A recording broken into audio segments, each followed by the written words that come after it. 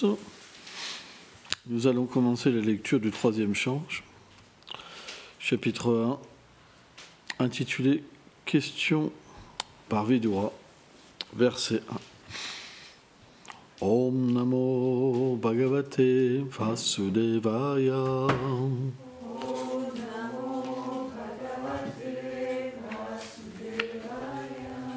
Om Namo Bhagavate Vasudevaya.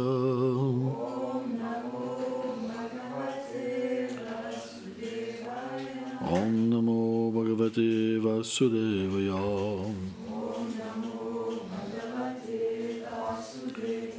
Shri Sukha Vacha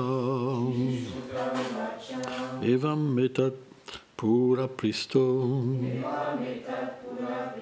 Maitreyo Bhagavam Kilam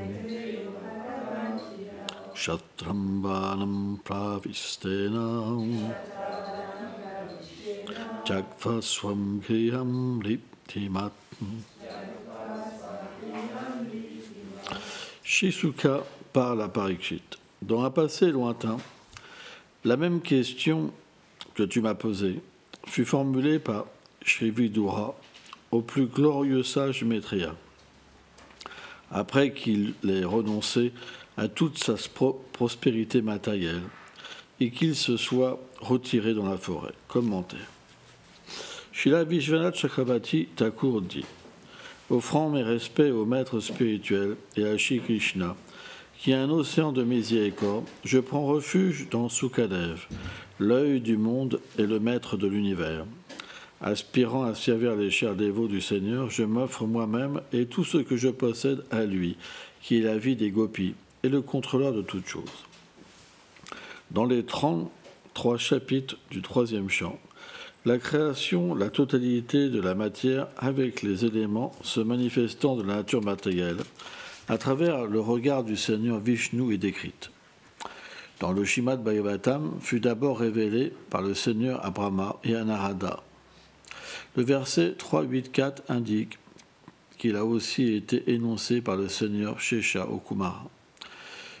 Durant 4 chapitres, une conversation entre Vidura et Uddhava est rapportée. 8 chapitres parlent de la création et de la sous-création, puis 7 chapitres décrivent les divertissements du Seigneur dans sa forme de Valha. Un autre chapitre résume la sous-création, 4 chapitres décrivent l'avatar Kapila et 9 chapitres relatent ses enseignements, ce qui représente le troisième chant du Srimad Bhagavatam. Dans le premier chapitre, après avoir quitté son frère aîné, il est expliqué que Vidura part en pèlerinage. Il y rencontre Uddhava et lui pose des questions. Mais il apparaît qu'Uddhava est perturbé dans son écoute à cause de la séparation qu'il ressent avec le Seigneur. Celui-ci avait déjà répondu à 2 ou 3 des questions posées par Parikshit dans le 8e chapitre du 2e chant. Considérant que les questions de Parikshit avaient été précédemment posées par Vidura à Maitreya, Sukadev décida de répondre aux questions de Parikshit en décrivant d'abord l'introduction qui fit naître leur conversation.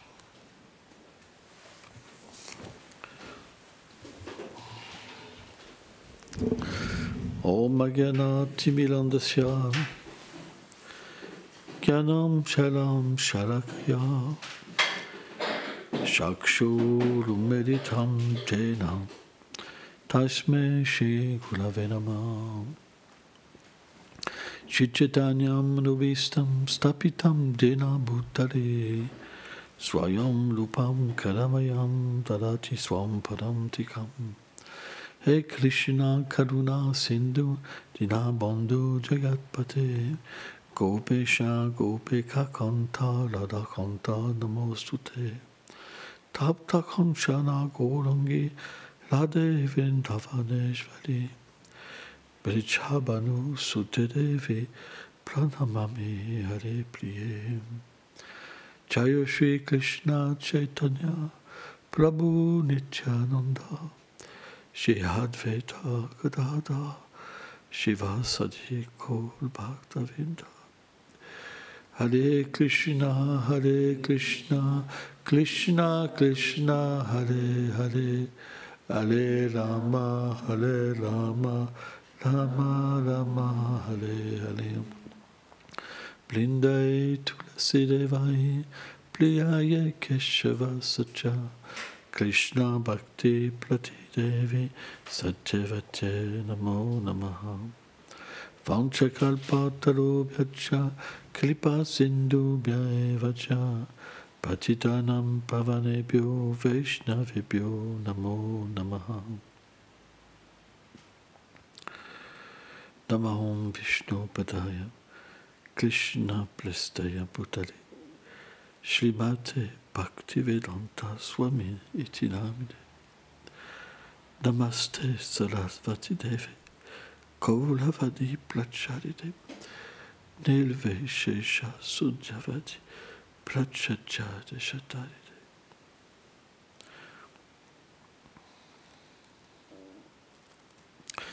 J'offre mes humbles hommages aux dévots du Seigneur qui sont comme un arbre à souhait. Ils peuvent combler les désirs de chacun et débordent de miséricorde. Jai Srila Prabhupada Ki Jai. Oh.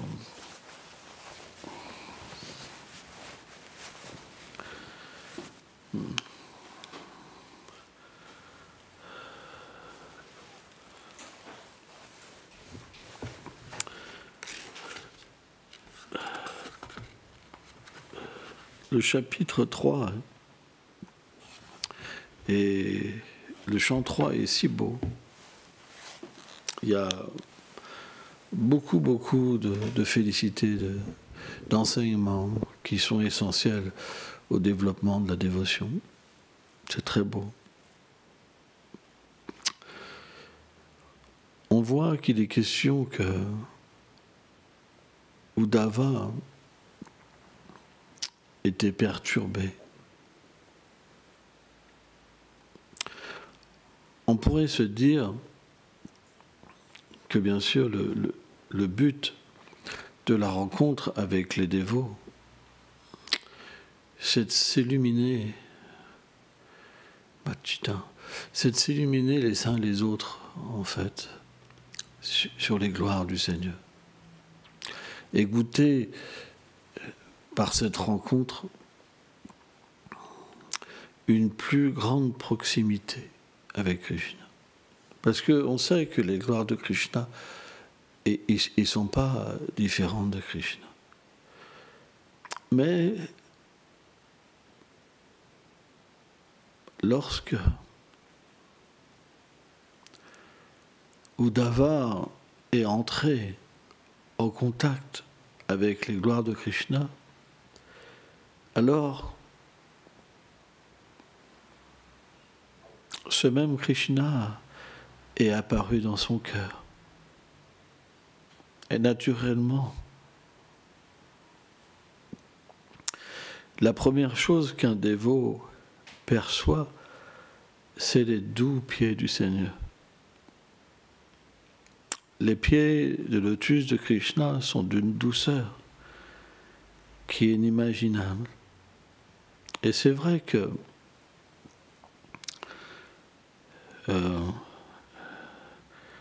Rukmini, elle a dit cette chose à Krishna: ô mon Seigneur, tu ne peux pas comprendre la douceur de tes pieds pareils de lotus. Et Krishna, qui est le maître,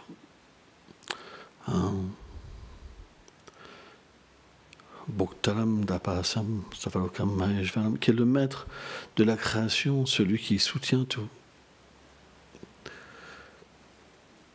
Il a dit à Rukmini: mais Rukmini, je peux tout savoir.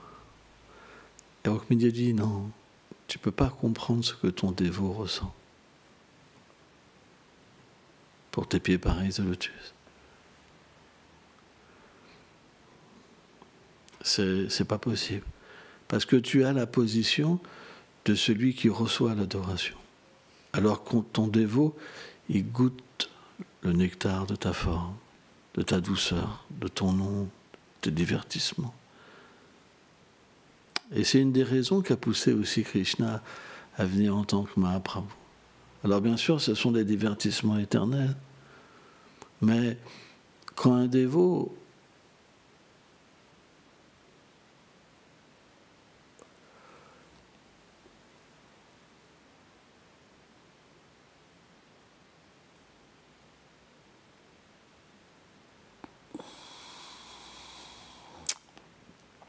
se souvient en fait du Seigneur suprême.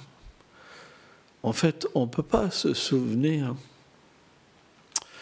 par nous-mêmes du Seigneur suprême.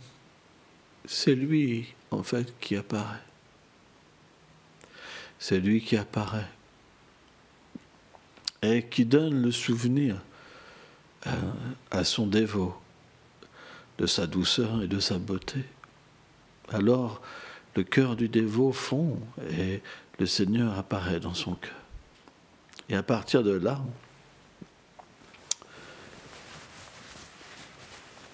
il peut, au niveau que le Seigneur se révèle, avoir ce souvenir. Et Uddhava était troublé.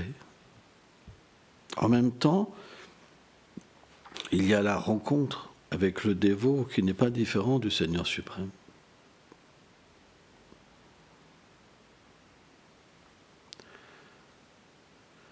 Et en même temps, cet échange, elle fait naître le souvenir.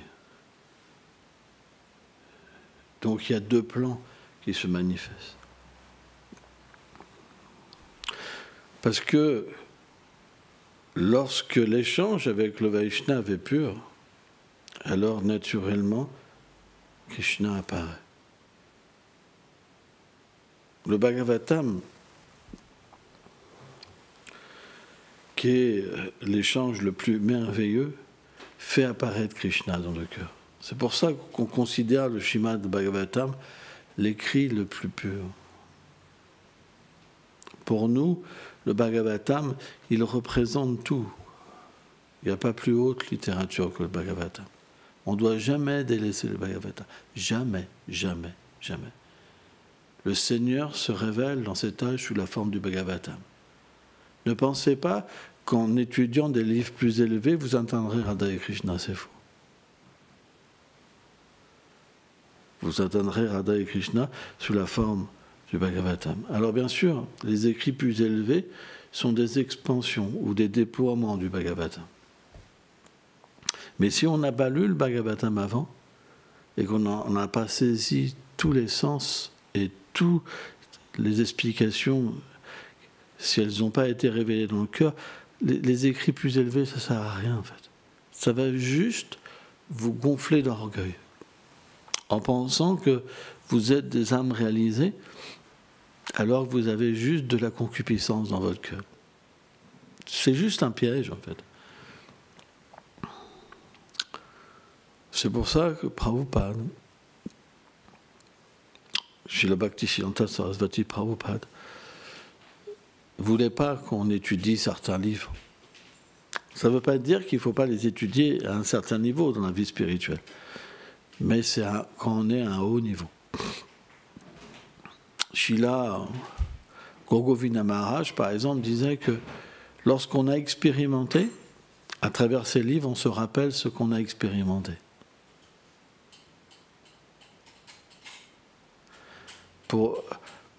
Bien sûr, parfois, le maître spirituel peut donner, dans la miséricorde de Shilada, à ses disciples des littératures plus élevées. Mais il faut que ça soit accompagné, pas par nous-mêmes. C'est pas possible. Parce que, qu'est-ce qu'on va comprendre des échanges intimes entre Radha et Krishna? On va juste se rappeler des échanges qu'on a eus avec une femme ou avec un homme. Et ça va nous faire replonger dans l'attrait sexuel. C'est tout ce qu'on peut gagner. Par contre, lorsque c'est fait avec la bonne attitude, alors on peut se libérer de l'attrait sexuel. Parce que les échanges de Radha et Krishna sont tellement beaux et purs que lorsqu'une pensée, une attirance envers une femme ou un homme va entrer dans notre cœur, on va comme vomir, quoi. C'est vraiment désagréable, quoi. C'est vraiment la chose la pire pour un dévot, hein, qui peut goûter du rasa, en fait. C'est comme, toi, c'est vraiment le truc la pire. Juste une pensée charnelle, c'est vraiment horrible, quoi. C'est parce que c'est l'antipode de la méditation, en fait, sur Radha et Krishna. C'est pour ça que lorsqu'on commence à méditer sur des choses plus élevées, on perd vraiment cet attrait, quoi. C'est comme une punition, quoi, cet attrait. Vraiment, hein, c'est vraiment la punition, quoi. Pourtant, les matérialistes, ils méditent là-dessus toute la journée. Ils méditent là-dessus, c'est leur but, quoi. S'unir sexuellement, vie après vie, ils méditent là-dessus. Ils vont même jusqu'à vouloir avoir 20 vierges au paradis. C'est pour vous dire. C'est balèze, quand même. Mais le dévot du Seigneur, par la révélation des échanges intimes de Radha et Krishna, alors ça c'est un stade élevé, il devient complètement subjugué par la pureté, par l'amour, par des sentiments tellement merveilleux. Et quand de telles pensées peuvent apparaître en lui, alors il considère comme la plus haute punition. La plus haute punition.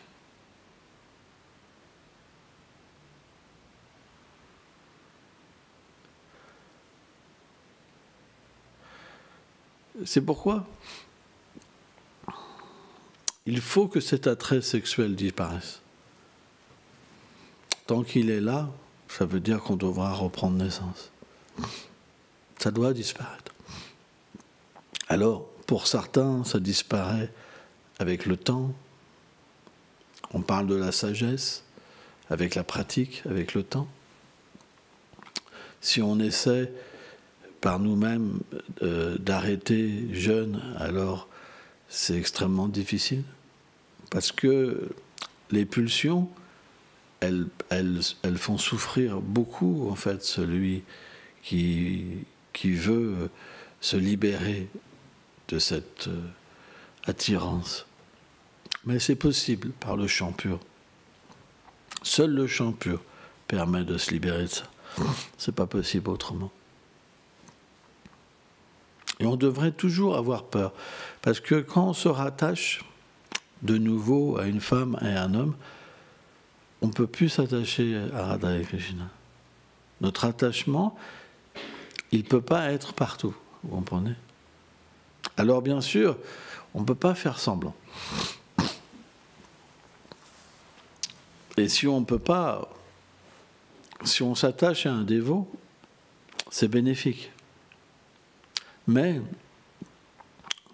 on doit quand même comprendre que cet attachement, c'est un attachement qu'on n'apporte pas à Krishna. Et en même temps, quand on ne voit pas Krishna, comment on peut s'attacher à lui? Vous comprenez? Comment on peut s'attacher à quelqu'un si on ne le voit pas? Ça n'a pas de sens.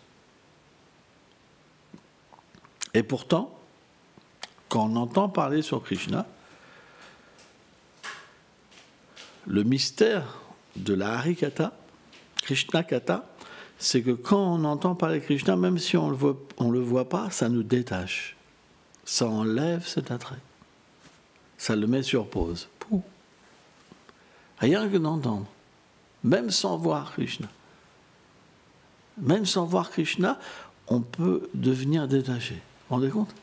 C'est balèze, hein? Et quand on devient détaché et qu'on sert Krishna, naturellement, il y a une avidité graduelle qui va venir sans même l'avoir rencontré, de vouloir le rencontrer. Et donc, on va commencer à s'attacher à son nom, à chanter son nom, sans voir la forme de Krishna, mais on va avoir le goût. Parce que comme le nom n'est pas différent et qu'on a une avidité pour chanter, on va avoir le goût pour chanter. Donc on va s'associer avec lui, s'associer avec lui, s'associer. Et à un moment, on va ressentir dans cette proximité du Saint-Nom une sorte de sentiment d'association. Bien que ça soit très lointain, on va ressentir un sentiment d'association. Et ce sentiment d'association, même s'il est lointain, ça apporte une grande joie, une grande, grande joie. Et cette félicité qu'on éprouve dans ce sentiment de proximité de Krishna, il est tellement plus élevé que la vie sexuelle qu'on va commencer à être dégoûté de la vie sexuelle. C'est pour ça que dans les stades de Ruchi, par exemple, quand le goût se manifeste, on n'a pas besoin de ces choses-là. Parce que l'attirance qu'on a pour le nom, pour la forme et les divertissements du Seigneur, ils sont plus forts que l'attirance pour les formes féminines, les formes masculines. C'est pourquoi c'est expliqué que la vertu prédomine dans ce stade-là, que la vertu prédomine, et que la passion et l'ignorance sont endormis. C'est pas qu'ils sont détruits, mais ils sont endormis. Et donc, ça nous permet naturellement de se focaliser sur un désir de relation avec le Seigneur suprême. Et ce désir-là, Krishna va réciproquer avec le désir. Yatamam prapadante. Et donc, on va pouvoir avoir quelques images, quelques appréhensions de cette forme. Et là, naturellement, dans ce moment-là, l'amour de Dieu se manifeste. C'est pas qu'il reste, mais le goût devient manifesté avec un attachement. Il y a l'amour qui vient, il y a l'attachement. On sent quelque chose de comme c'est parce que quand Krishna se manifeste même un tout petit peu, c'est tout se manifeste. La vie se manifeste, comme si on prenait la vie. Et c'est là qu'on peut comprendre que l'amour de Dieu et la concupiscence, ça n'a rien à voir en fait. Parce que dès que ce petit rapprochement, comment dire, cette image de Krishna commence à venir et que cet attrait vient, à ce moment-là, c'est comme si qu'on retrouvait nos airs vitaux. Et en fait, ça s'est expliqué. Par exemple, quand les reines, elles se lamentaient à Dwarka, elles se lamentaient. Ou quand les gopis, elles ont rencontré Krishna à Kurukshetra. Dès qu'elles ont vu le Seigneur, elles ont retrouvé leur vie. Eh bien, à un petit niveau, un tout petit niveau, c'est expérimenté. Quand on expérimente ça, on peut comprendre à quel point la nature matérielle nous triche. Et on ne peut pas s'empêcher d'être triché. Jamais. On retombe toujours amoureux de je ne sais pas quoi pour retomber dans un cycle sans fin. Et donc le troisième chant, il est extraordinaire parce qu'il traite beaucoup de cette illusion. Vraiment beaucoup. Et c'est un chant qui est très important pour se libérer de cet attrait illusoire. De penser qu'on est une femme, un enfant, une mère, un père. C'est super important. Il faut étudier. L'étude, ça permet de nourrir l'intelligence. C'est la seule façon qu'on peut échapper au mental. Il faut nourrir l'intelligence de la connaissance spirituelle. Le mental, il nous fera simplement subir la défaite, tant qu'il n'est pas guidé par l'intelligence. C'est super important. C'est pourquoi on doit mettre un soin particulier à lire le Bhagavatam tous les jours. C'est très important. Méditez sur le Bhagavatam. Même quand vous chantez vos tours, vous pouvez lire et chanter. pour vous inspirer, pour vous nourrir. Ça va vous aider à chanter d'une manière fixe et avoir le mental qui va dans tous les sens. C'est super important. En fait, le Bhagavatam, il y a plein d'histoires avec des enseignements merveilleux où on peut voir notre mauvaise mentalité y échapper. C'est vraiment très important. On voit par exemple les histoires avec Shiva, Daksha par exemple, comment Daksha, il était tellement orgueilleux par exemple. Et on peut voir que toutes ces choses-là existent en nous, parce que c'est des histoires qui sont manifestées pour qu'on puisse s'en débarrasser, pour qu'on puisse y échapper. C'est très important, parce qu'il y a une préparation avant d'entrer à Vrindavan, avant d'être introduit à Vrindavan. On ne peut pas être introduit à Vraj si on n'est pas complètement pur. Donc le Srimad Bhagavatam est comme un médicament, en fait, qui enlève toutes les couches qui sont défavorables aux sentiments spirituels. Mais il ne faut pas, comme Parikshit Maharaj expliquait, faire comme l'éléphant. Écouter, se baigner dans l'eau et retourner se remettre de la poussière en recommençant à faire le dindon devant une jeune fille ou je ne sais pas quoi. Hein, vous comprenez? Il y en a qui font les dindons. Et les jeunes filles, elles sont là. Comment on dit les dindonnes? Les dindes. Les dindes. Les dindes et les dindons. Mais on rigole, mais c'est tellement subtil en fait. On se fait toujours avoir. Toujours, toujours. Maya est tellement puissante. Donc il faut faire attention. Merci beaucoup.